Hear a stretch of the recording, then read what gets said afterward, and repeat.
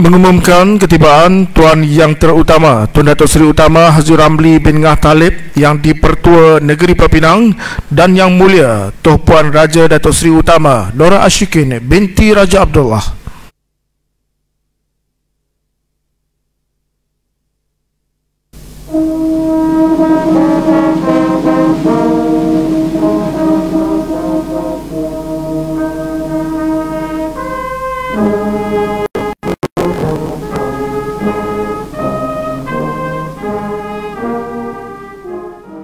Pegawai Istiadat memohon izin di hadapan Tuan Yang Terutama Yang di-Pertua Negeri bagi memulakan Istiadat Penganugerahan Darjah Kebesaran Bintang dan Pingat Kehormatan Negeri Pulau Pinang sempena hari ulang tahun Tuan Yang Terutama Yang di-Pertua Negeri yang ke-84.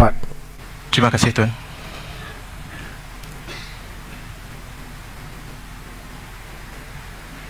Istiadat Penganugerahan Darjah Kebesaran Bintang dan Pingat Kehormatan Negeri Pulau Pinang sempena hari ulang tahun Tuan Yang Terutama Yang di-Pertua Negeri yang ke-84 dizahirkan sekarang.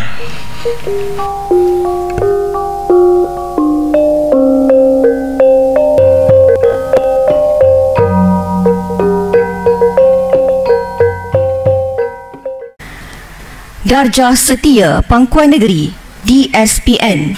Darjah kebesaran ini dizahirkan pada tahun 1976 dan dikurniakan kepada orang perseorangan yang menyumbang perkhidmatan yang istimewa serta mempunyai kedudukan yang tinggi.